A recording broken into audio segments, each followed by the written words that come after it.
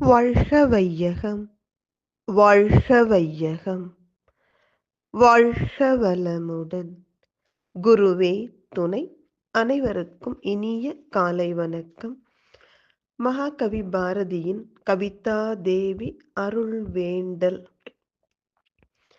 கவிதையின் இன்றைய பகுதி சாகுந்தலம் என தலம் புகழ் நாடகம் வடசொலின் வகுத்த மாண்புடை கவிஞனும் தென்தமிழ் மொழியில் சிலம்பின் ஓர்காதையும் வான்திரள் இராமன் வாழ்க்கையும் உரைத்த பெரியோர் தாமும் இங்கு இவர்போல் பிறரும் தையல் உன் நெஞ்சம் முழுதும் நீ தந்திடப் பெற்று இனிது இருந்தனர் பேதையேற்கு அத்தனை உயர்நிலை அளித்திடல் ஒவ்வாது என்றியேல் வேண்டிலன் அஃது யான் மேம்படு நின்னுள் நாயகம் எய்திடு நலம் எனக்கு அடுக்குமோ வேண்டிலன் அஃது யான் மெல்லியல் உன்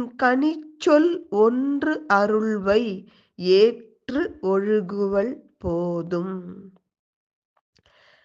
கவிதை பெண்ணே, சாகுந்தலம் என்ற இந்த உலகம் முழுவதும் கொண்டாடப்படுகிற நாடக காவியத்தை சமஸ்கிருத மொழியில் இயற்றிய மேன்மைக்குரிய பாவலனாகிய காளிதாசனும் தென்னாட்டு செந்தமிழ் மொழியில் ஒப்பற்ற சிலப்பதிகார காப்பியத்தையும் மிக்க ஆற்றல் கொண்ட ராமபிரானது சரிதையையும் எடுத்துரைத்த சான்றோர்களாகிய இளங்கோவடிகளும் கவிச்சக்கரவர்த்தி கம்பனும் இன்னும் இவர்களைப் போன்ற மற்ற கவிஞர்களும் நீ உன் இதயத்தை முழுமையாக வழங்கிட அவர்கள் அதனை பெற்று உன் அருட்காதலுக்கு பரிபூரணமாக உள்ளாகி இனிமையுடன் வீற்றிருந்தனர்.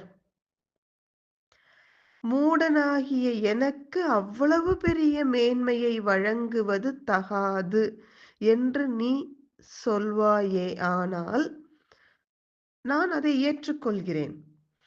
ஏன்னா அவர்களெல்லாம் எவ்வளவு பெரியவர்கள். அவர்களோடு ஒப்பிடும் பொழுது நான் அற்பத்திலும் அற்பம். அவர்கள் கால் தூசிக்கும் ஈடாக மாட்டேன்.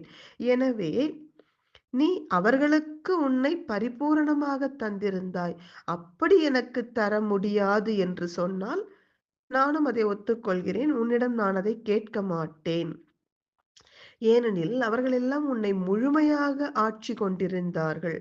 மகிமை மிக்க உன் இதயத்தை ஆள்பவனாக வீற்றிருக்கின்ற சிறப்பு எளியேனான எனக்கு கிட்டுமா என்ன? எனவே அந்நிலையை நான் உன்னிடம் கேட்க மாட்டேன். மென்மைத்தன்மை பொருந்திய கவிதா தேவியே, உன் கனிவாய் வார்த்தை ஒன்றை எனக்கு வழங்குவாயாக. அதுவே எனக்கு போதும். அதன்படியே நான் ஏற்று நடப்பேன். பாரதி ஒரு மாமேதை. ஆனால் அடக்கம் கருதி தன்னை எவ்வளவு பணிவாக வைத்துக் கொள்கிறார் பாருங்கள். மிகப்பெரிய கவிஞர்கள் வரிசையில் வைத்து மதிக்கத்தக்க பெருமையுடையவன் அல்ல நான் என்ற பொழுதும் கவிதா தேவியை என்னை அலட்சியப்படுத்தி ஒதுக்கிவிடாதே.